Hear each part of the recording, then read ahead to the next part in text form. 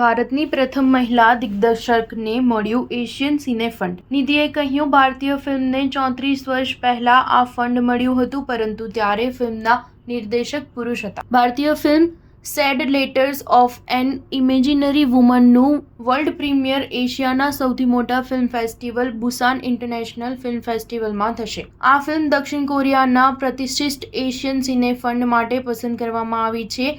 Busan international film ફેસ્ટિવલે ગુરુવારે આ વિશે જાહેરાત કરી છે. ફિલ્મના દિગ્દર્શક નિધિ સક્સેનાના પ્રથમ ભારતીય મહિલા દિગ્દર્શક છે જેમની ફિલ્મને ACF મળ્યું છે. નિધિ જયપુરની રહેવાસી છે. આ ફિલ્મનું શૂટિંગ પૂર્ણ થઈ ગયું છે. ફિલ્મના પોસ્ટ પ્રોડક્શન માટે નિધિ આવતા મહિને સાઉથ કોરિયા જશે અને કામ પૂરું થયા બાદ ઓક્ટોબરમાં બુસાન ઇન્ટરનેશનલ ફિલ્મ ફેસ્ટિવલમાં ફિલ્મનું વર્લ્ડ પ્રીમિયર યોજાશે. નિધિ સિવાય 3 વધુ નિર્દેશકોને આ ફંડ મળ્યું છે, જેમાંથી 2 કોરિયન અને 1 ચીની ફિલ્મ નિર્માતા છે.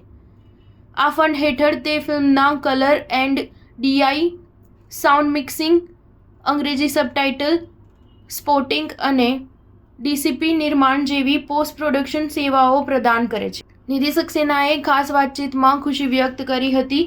તેણે કહ્યું, આ ફિલ્મ વાસ્તવમાં 3 દેશોના પ્રોડક્શનમાં બની છે, ભારત, શ્રીલંકા અને કોરિયા. ભારતીય ફિલ્મને આ ફંડ 34 વર્ષ પહેલા મળ્યું હતું, જો કે તે સમયે તે ફિલ્મના દિગ્દર્શક એક પુરુષ હતા. હવે આ પહેલીવાર છે જ્યારે કોઈ મહિલાની ફિલ્મને આ ફંડ મળ્યું છે. સ્ટાર ન્યૂઝ 7 હંમેશા સચ્ચાઈની સાથે.